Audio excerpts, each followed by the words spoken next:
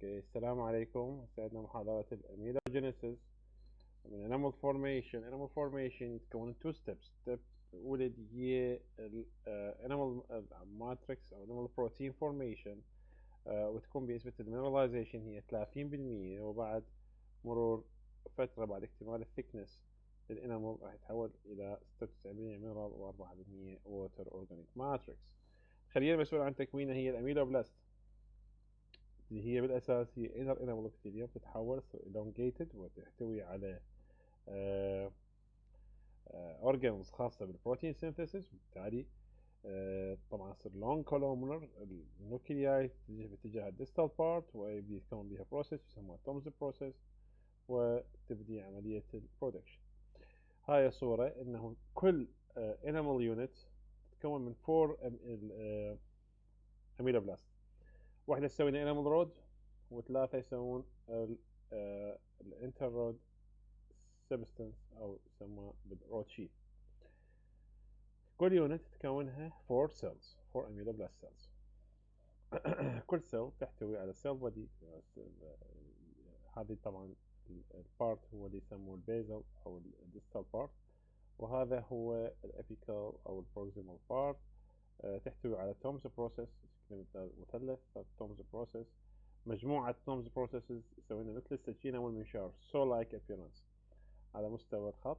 وهذه هي ستراتم انترميديوم، واللي هي ايضا مسؤولة عن النورشمنت، مسؤولة عن البرودكشن للالكلاين فوسفاتيز انزيم، مسؤولة عن تكوين الاورجانيك الاورجانيك ماتريكس والكالسيفيكيشن. مساهم بصورة كبيرة بالانيمال فورميشن. هاي هيستولوجيكال سيكشن نشوف بيه الانيمال ماتريكس هذه وعملية تكوينها. هاي الاميلوبلاست سيلز very long cell، وهذا هو السو لايك appearance. هذا شكل المنشار اللي نشوفه هنا بسبب التومز بروسيس وعملية البرودكشن للانيمال. هنا راح نشوف عندنا اللايت مايكروسكوب مانيفستيشن بالنسبة للاميلوجينيسيس، اللي هي احتواها على التومز بروسيس، وبالتالي يسوي لنا هذا السوتيل appearance. When formation is of full thickness of enamel complete and enter the maturation stage. maturation يبدي بعملية protection للminerals، ويصير عندنا significant morphologic changes inside the cell. وعندنا post secretory transition of the amyloblast shorten structure themselves، تقصر الاميلوبلاست وتندمج مع اللايرز البقية، مع الستراتم انترميديوم ومع الستيرليت ريتيكولوم and the outer enamel epithelium.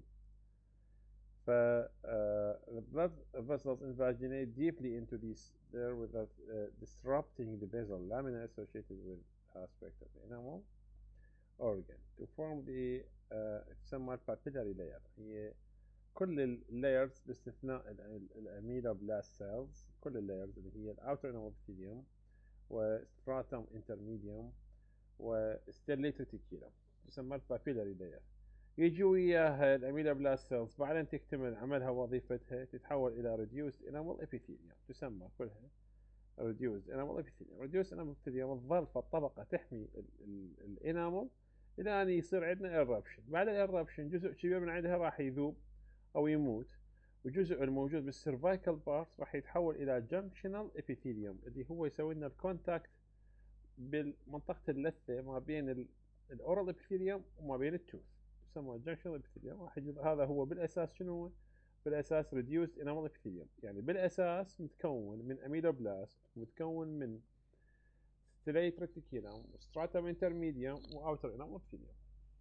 اوكي، هسه اذا اجينا بالالكترون مايكروسكوبي راح يتقسم الى phases او stages، كل stage به phases. اول واحد هو بري سكريتري، يعني قبل عمليه الافراز، بالمورفوجينيك phase. بالمورفوجينيك نبدي during the bell stage of tooth development shape of the crown is determined. وصلنا انه shape خذ الشكل مالته. basal lamina is present between cell of the enamel epithelium and dental lamina. cell of the inner endothelium still can undergo mitotic division. إذا الخلية بعدها تقدر تسوي mitotic division يعني بعد ما صار عندنا differentiation throughout the belt initially and eventually limited to the cervical part بالcervical area أكيد يعني لأنه منطقة الكاستف منطقة الكراون هذه طبعا اكتمل بها أو يبدي بها عملية الديفرنشيشن قبل أن توصل بالcervical part. Cells are cuboid or low columnar, large centrally located in nuclei, fully developed Golgi elements in the proximal portion of the cell, facing stratum intermedium, where a junctional complex exists. Its mitochondria and other cytoplasmic components are scattered throughout the cell. هذا وضع السيل بعدنا بالمورفوجينيك فيز. بالديفرنشيشن فيز يبدأ عندنا الديفرنشيشن، يزداد الجولجي، يزداد البلازميك ريتيكولوم، يتكون عندي فد بروسيس اللي هو بالديستال اكستنشن اسمه التونز بروسيس، قلنا شكله مثلث، ويصير عندنا تشينج بالبولاريتي، يتغير البوزيشن مالت النيوكليوس ويتجه بالديستال بارت. هذه هي عملية الديفرنشيشن. نجي مرحلة السكريتري ستيج اللي هي عملية تكوين البروتين وزجها باتجاه الانامول، وكل ما تكون لاير تبتعد هي باتجاه الخارج.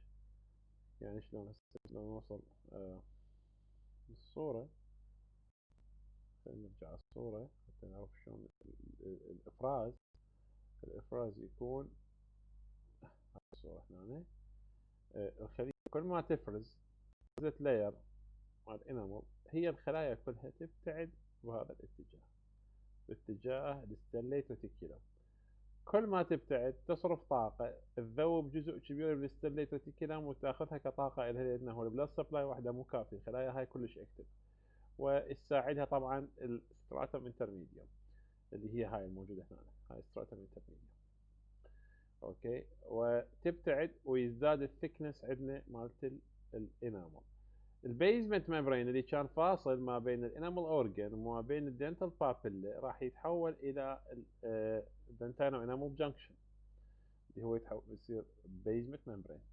بنفس الوقت اللي يبدي يتكون به عندنا انامل يتكون دنتين بالاوبوزنج سايد، هنا باتجاه البلب راح يصير عندنا كونتاكت، يصير عندنا سيجنالز تنتقل من هالجهه لهالجهه، ويزيد يصير ديفرنشيشن ادونتوبلاست ويصير عندنا الدنتين فورميشن. بس احنا كملنا differentiation phase، كملنا secretory stage، وهنا الاميلوبلاست migrate away from the dentine surface, develop the distal portion of the Tom's process، وبالتالي تبدأ عندنا عملية الإفراز. هسه وصلنا للماتوريشن ستيج اللي هي ورا ما اكتمل عندنا السكريشن secretory stage، صار عندنا maturation. يبدي لازم يصير عندنا انامل هاردنينج و نسحب من عنده بروتينز وننطيه مينرالز. زين، هاي يصير بيها بترانزيشنال فيز. full thickness of immature animal has formed. اكتمل الثكنس بس بعدها immature، حتى يتحول الى mature لازم يصير عندي افراز وسحب. فهنا يصير عندنا transitional phase involve reduce in height of the ameloblast and decrease in their volume of the organelle contact. Okay, during the maturation, ameloblasts undergo programmed cell death apoptosis. النسبة من عندها مو كلها. Cell death fundamental mechanism اللي يصير بالapoptosis ما يصير وياه inflammatory reaction. Normal يصير. Okay. In embryogenesis, cells die at specific times during development, permit of the morphogenesis. Okay.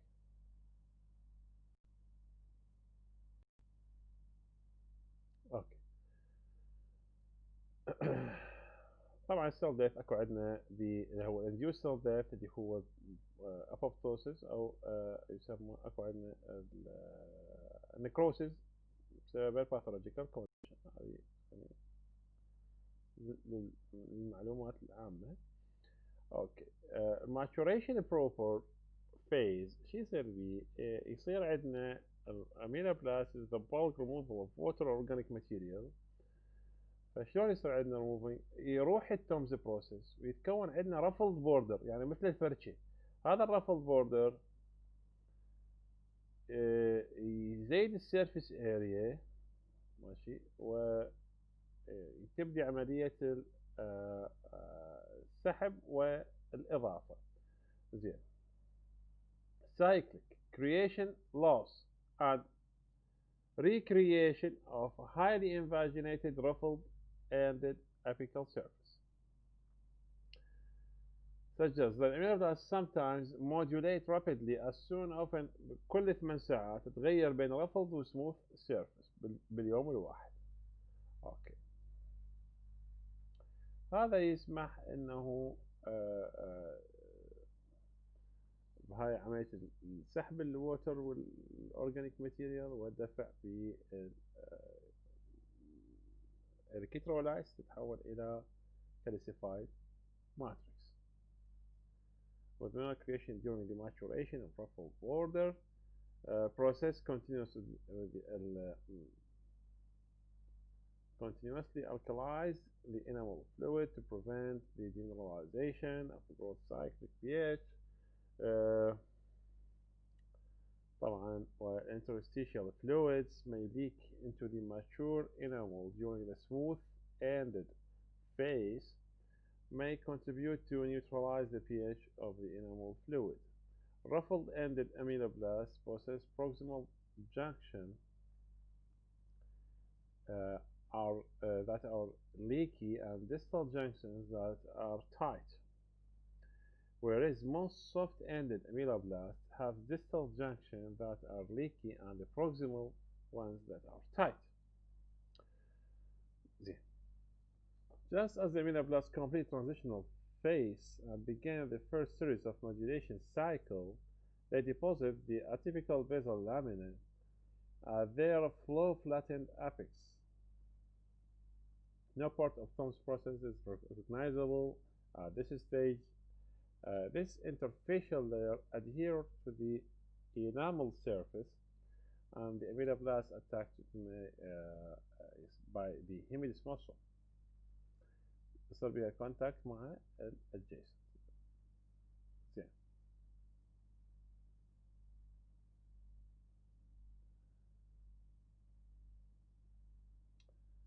هاي الصورة مثلا ادوخكم انا بهذا الحكي. اكو عندنا سموث سيرفيس رفلد سيرفيس. الرفلد سيرفيس تنطينا مينرالز. سموث سيرفيس تسحب البروتينز between the cells ويروح وهكذا الى ان يكتمل mineralization الانامل وينتهي قلنا الفيث او